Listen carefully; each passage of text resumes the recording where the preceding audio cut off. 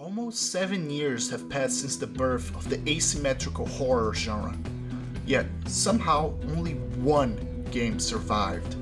Despite a constant tug of war between the players and the devs, and a colossal amount of complaints as for the stability, balance, and even design philosophy of the game, Dead by Daylight still reigns king. But what if I told you it isn't the best game in the genre? What if I told you you were robbed of one of the greatest gaming experiences in recent memory and can never have it again? Well, for that, we must start from the beginning. Hey, you wanna Get DDoS. or do you wanna Teabag at the exit gates. or we can Nerf underperforming killers.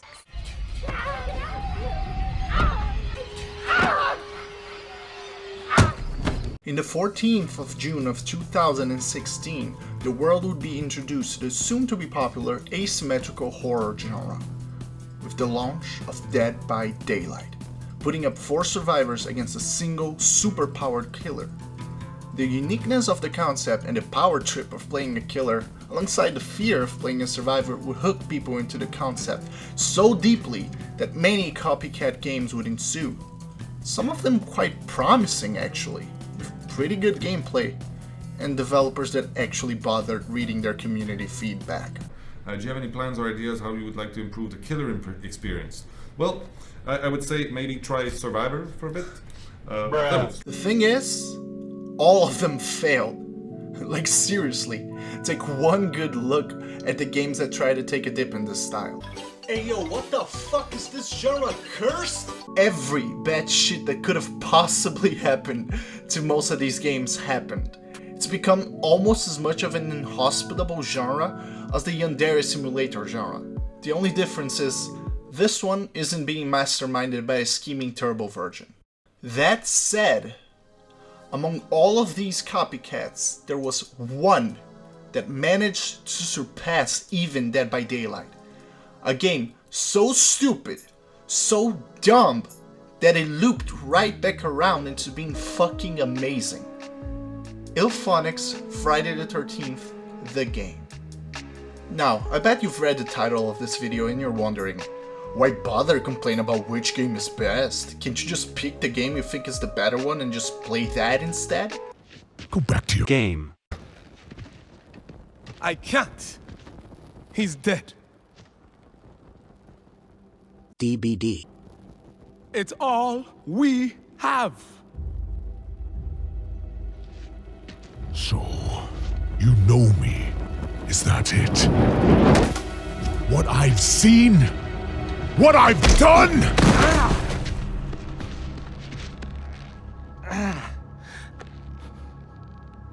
Oh, give up, boy. Like you? Which naturally means that you're gonna listen to me bitch about it for 8 minutes straight. So let's get started? Okay, great. Launched less than a year after DBD, Friday the 13th had less killers as it was focused entirely on Jason. It also didn't have the pre-existing audience, but it had one thing DBD could never match. Fun! Hello! Hello! Yeah, Rhea, come help him! Come help him! I fucking told you so! Oh, you shot him? You killed him?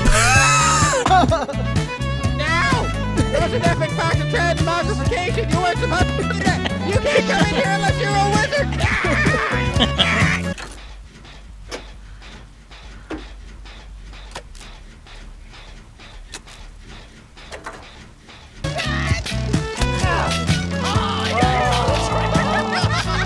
What's happening? What's happening, Cookie? You wanna get out of here, Kylo?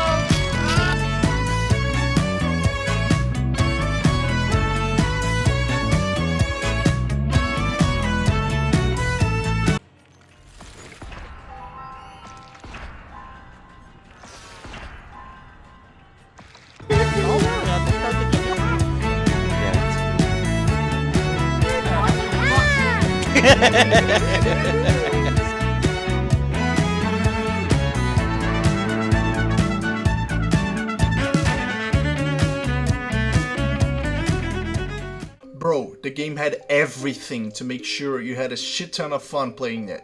Giant immersive maps, jump scares, Easter eggs, an easygoing player base, cake.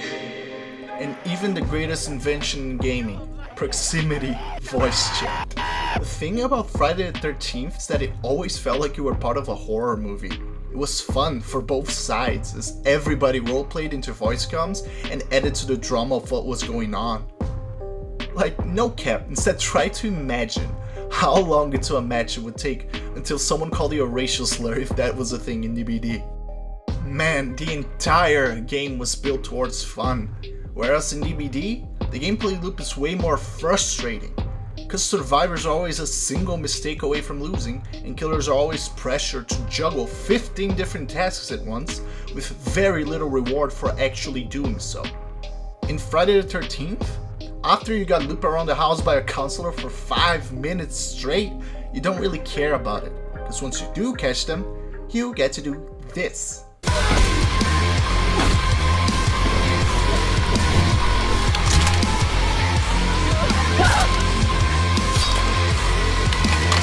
Don't even get that catharsis in DBD. Get pallet stunned and flashlight blinded the whole match just to give away your prey to a more alpha killer that tells you what to do. For real, when you're playing a killer in DBD, it's just a straight up cuckold simulator. Shout out to my boss waiting on that Sneeko chapter release. And I'm sorry bro, but it's boring to hook people. And it's boring to be hooked. Even from a survivor's perspective, I'd still rather get brutally smashed into a tree from inside a fucking sleeping bag than being put on timeout for 60 seconds. Honestly, DBD's fuck up was in the attempt of being an esport and thus sacrificing fun factor for balance. And get this, the meme power of Friday the 13th was so good, it basically completely reestablished the choreography of the song California Girls, creating multiple memes with it over 3 fucking years after the servers went down. Also, it even recently got TikTok famous. Wait, why the fuck is TikTok viralizing Friday the 13th? Look at how many clips there are. What the fuck? The bottom line is, behavior needs to align DBD to a more fun factor, because when everybody has to play full meta perks or be destroyed for 20 minutes straight, all your players will end up becoming miserable tryhards. Back in the day, I reached red ranks as a nurse, and let me tell you, it was fucking torture. In DBD, it is extremely hard to have fun when you lose, on the survivor or on the killer side, especially when every match affects your rank. And then we wonder why the community is so nice to one another. Friday the 13th's ability to give even a newbie killer a few kills each match, but also making it have 7 survivors made it so that nobody got shat on too hard, regardless of the outcome. DBD would seriously be in a hell of a lot more enjoyable place if it had, say, an alternate game mode with 8 survivors against a super-powered killer with instant moris and a down, and the objective is to stay alive until the time expires. We're really fucking missing that perk testing, meme build, enjoyable casual space, and it would fit perfectly as an alternate quick match queue. And I know people take pride in their skill and their jukes, but man, the meta has been stale and pretty much the same since the game's launch. It took them 5 years to change that hard, and everybody is still using it.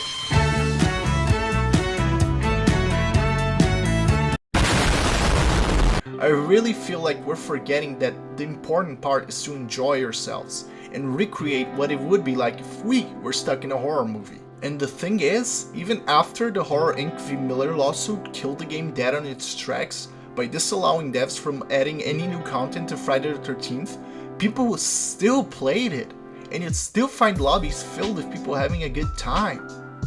Even now you can play this game on a few private servers, but I don't think I'd recommend that. Players refuse to give up on this game, even after all was lost.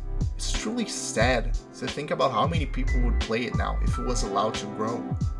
What it lacked in competitive viability and licenses, it made up for in raw fun and great experiences. And I mean, isn't that the whole point of a video game?